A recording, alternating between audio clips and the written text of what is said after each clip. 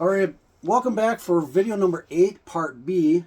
We left off at the hands as far as safety equipment goes with baseball players. So we're going to continue on where we left off. Now, hands are obviously protected in multiple different ways, whether it be through batting gloves, the actual baseball mitt itself, and also more modern day practices and being required by most organizations is a sliding glove. Now, again, this can be covered within the history taught to the players because this addition of equipment has only been added within the last couple of years. Teaching your players and exposing them to what kind of damage can be done to hands when they're sliding headfirst into a baseball or to a base, players will come to recognize that this baseball mitt, the sliding mitt, protects a couple of different things. Obviously, your fingers from being bent backwards. And they also have padding to the point where if an individual player playing the base steps on your hand, it will protect your hand from either very sharp pointed plastic cleats to even metal cleats. That is all covered within the history of baseball. So understanding why certain safety devices are being included with today's baseball is because what we've learned through the history of baseball. Gloves part 2. Or times 2. Obviously, there's the batting gloves to protect your hands. You can also add the addition of grips to your baseball bats to absorb some more of the impact and the sting when making contact with the ball. Baseball gloves also add the additional grip. So if you're using a bat that's very slippery, the bat's not sliding on your hands. You don't have to go to the extent of applying tar or any kind of adhesive to your baseball bats. So again, batting gloves are a nuisance to younger players because they're constantly having to take them on and off, so on and so forth. All of the safety gear associated with your arms, whether it be elbow pads, wrist pads, gloves, they have to be removed immediately after reaching the base and so on and so forth. In between innings, they're also having to take the gear, put it on, take it off, so on and so forth. It's a nuisance for the younger players, so just to keep that in mind. Plus, there are regulations at higher levels of play of where that adhesive can actually make contact within the bat. Okay, so if you're using pine tar, realize that if you're in the leagues that require the use of wooden bats, any tar that is located above a certain label or a pattern within a baseball bat, it actually makes the baseball bat illegal. Easy enough. So utilizing permanent grips, like hand grips here, are going to be the most efficient way to protect the player's hands, so on and so forth, to absorb that sting and also remain and keep that baseball bat legal within most leagues. The catching mitt, no matter what position, is also a piece of safety equipment. Mostly towards the catcher, realizing that a catcher's baseball mitt is much more padded to absorb those excessive speed pitches.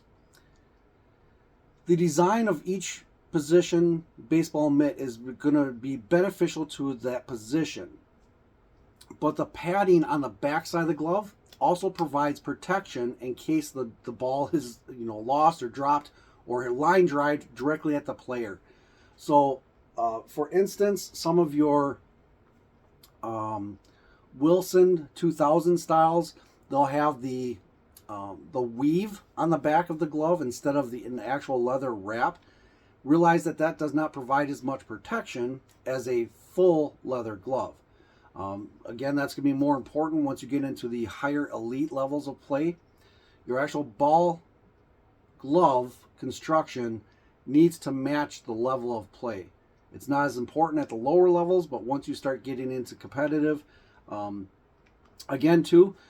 sliding, it is not only the protective sliding mitt, it is also if an individual is trying to take out a player, if they're going feet first with their cleats, they're trying to take out the player, the glove construction is also a safety device in order to get punctured or cut, so on and so forth.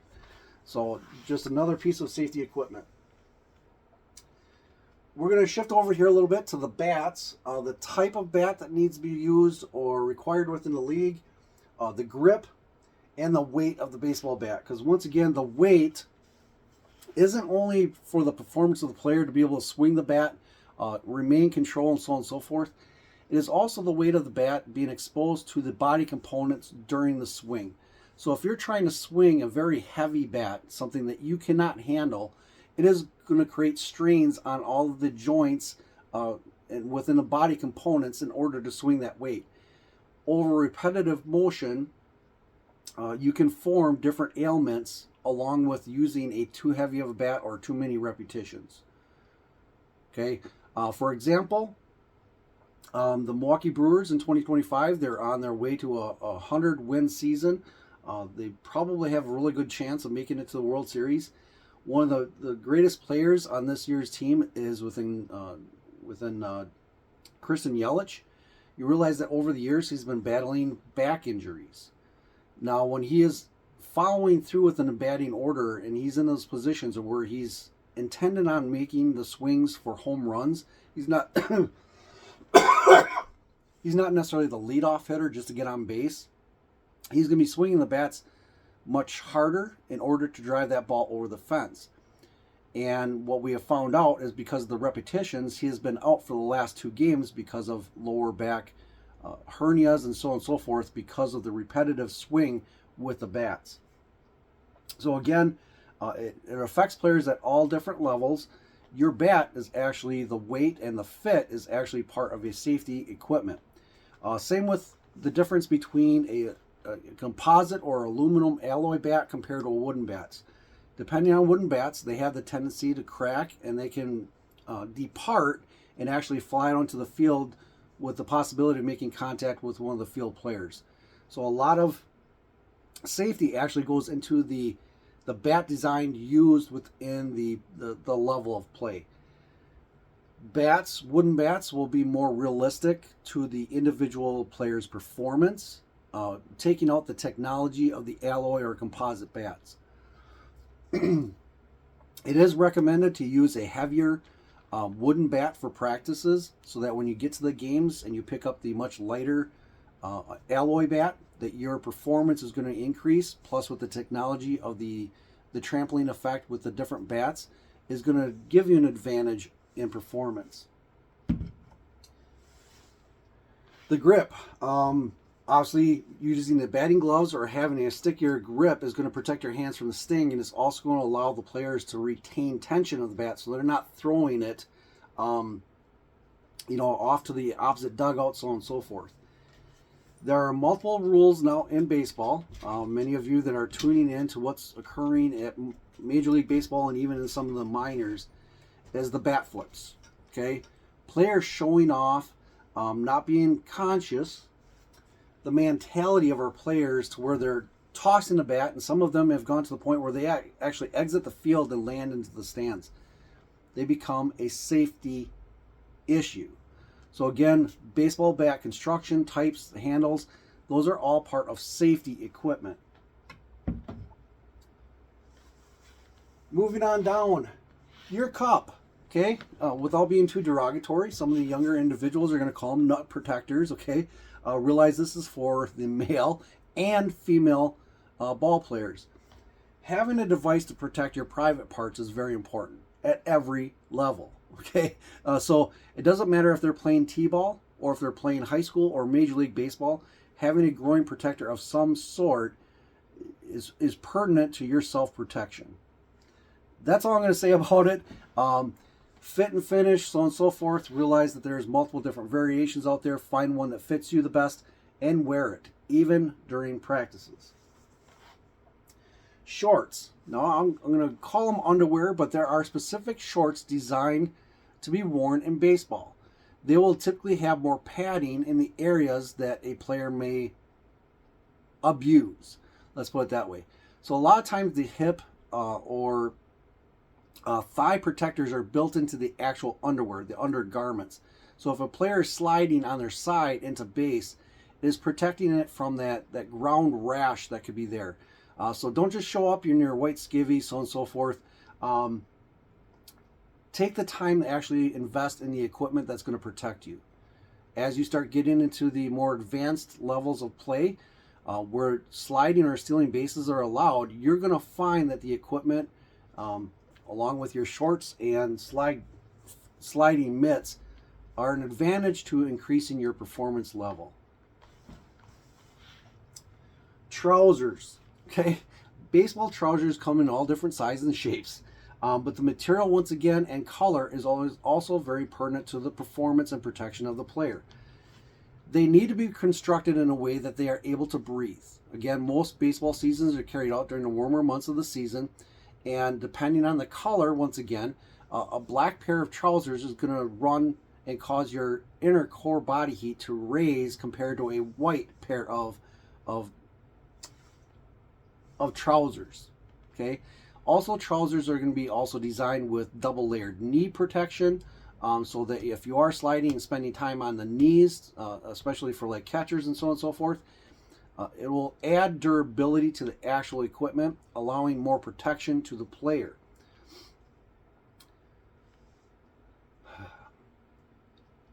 Now, obviously, most organizations, they do not use white or light colored trousers because of the staining that can occur from contact with the dirt, or even blood in that circumstance. Again, as players are being more competitive, they will get cuts and bruises and so on and so forth. And it's very difficult for the parents, okay, or the team organizations that have their laundry done. It's much harder to remove dirt from the lighter colored trousers.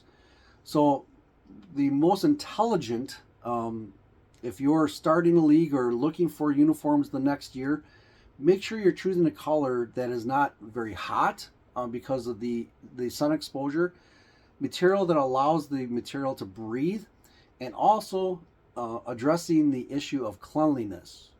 Okay, it's part of being the professionalism within baseball. Most of your younger age groups, they're going to be utilizing whatever is available to their players at a local distributor. So if the Walmart's the only option they have to buy gear, Walmart carries the gray and white trousers. Easy enough. So if they have to replace something, they can go right down to the store, replace it for 15 to 20 bucks, so on and so forth. But if you are a dedicated, competitive league within a region, whether it be travel ball, so on and so forth, remember that the trousers are an extension of all the other components within the uniform. So the color of the hat, the color of the jersey, the color of the trousers are all there not only for the standout visualization, it's also there for the safety. Ankles, we're moving on down. Obviously, ankles, depending on the player's strength and body makeup, there's multiple injuries that occur to the ankle, whether a player sliding in the base, twist their ankle, or if a fielder is trying to aggressively turn to throw the base, or if they're rounding the bases during running, your ankles need to have additional support. You can either do that with reinforcement socks, with the trousers type straps that go underneath your heel, to your actual compression socks, or you can tape up your ankles. Now, tape adds an additional adherence to maybe performance between games. It's just another thing that can fail or cause delay within playing the game. It's not very comfortable, so on and so forth. So looking at the type of cleats, whether they're a medium or a high top, again, in previous video I mentioned, do not shy away from the football style cleat. As long as the cleat pattern itself is geared more towards baseball, don't be afraid to use the high top shoe cleat within baseball. It will help protect that safety issue as far as your ankle support, so on and so forth. Yes, they will be a little bit warmer. So realize the type of sock that you are also wearing to allow your feet to breathe. So add support to your ankle and allow your feet to not overheat. Once your feet start to perspire, they become uncomfortable. It's a health hazard, so on and so forth. So you're going to have to be spending more money on chemicals and stuff to basically treat your feet, whether it's athlete's foot, or basically taking care of the inside of your cleat. We'll get more into that with equipment maintenance videos later on. I kind of mentioned the feet, the socks, cleats, the style, and sliding. Realize that the cleats themselves, the style of the cleat, is determined by the level of play and the surface that you're playing on. So a shallow cleat or a flat bottom shoe may be required on fields that are made of AstroTurf. Again, check with your local regulations, what they allow, what they don't. If you're in travel ball, the chances of running into a natural field and a location that has AstroTurf is a reality. So you will, at minimum, need at least 2 style of cleats for your seasonal play. Lower levels, obviously T-ball, okay? You're not going to want to have a nice, smooth, slick shoe for your player. You're going to want at least a supportive running shoe at minimum that does have some grip on the grass, so on and so forth. Check with your local leagues and what they recommend. Knees. Now, protecting your knees and the equipment available comes in multiple different forms. Most of your knee protective gear is going to be associated with the catcher's position. So we're going to save that for the specific catcher's position responsibilities and gear. But realize there are pieces of equipment designed for the younger players to protect their knees, especially with the catcher.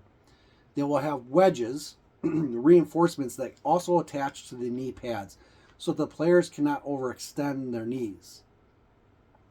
But remember, your knees can easily be taken out by an advancing player that might be stealing a base. They can slide into your legs and your knees become a portion of a safety issue. So you're not necessarily going to be wearing some construction knee pads while you underneath your uniform or your trousers to play baseball. But just realize that that's another issue within the trouser design. More modern day trousers also have padding in the knee between the multi-layers of the knee construction. So as the evolution of baseball is occurring, the trousers also become another safety component in the construction of the knee area. We covered the sliding mitt. Now we're going to get into something a little bit more skeptical. Now we had mentioned the jerseys and the length of the sleeve, whether it's the inclement weather or exposure to the sun. It's become a fad, okay, where players will wear a separate individual sleeve for play. Now that can also provide protection, reinforcement and support to a pitcher's arm, so protecting against Tommy John syndrome, so on and so forth. Even batters wearing it to protect their skin. Outfielders can also wear sleeves to protect their exposure to the sun. But more of it's more about the younger players are wearing sleeves because of the pattern and the fad of it. Again, this is something that comes in coaching. Teaching the players the history and the uniforms that were being worn and the ailments that may be formed at an older age because of over sun exposure. The sleeves are not necessarily just a fad to look cool. They're actually a safety device. Now, if you're an organization that's supplying equipment to your players, when you purchase your jersey or equipment of the uniforms, include the long sleeve undergarments. That will save you from having that fad of somebody wanting to show up with maybe their favorite team's logo on a sleeve, so on and so forth. Design it right into the uniforms. Teach it to the players of the importance of that sleeve. All right, that is video number 7, part B, covering the safety devices within baseball playing. Obviously, at the different age groups, realize that most of this equipment is going to be introduced immediately upon any kind of level of play where the ball is being delivered.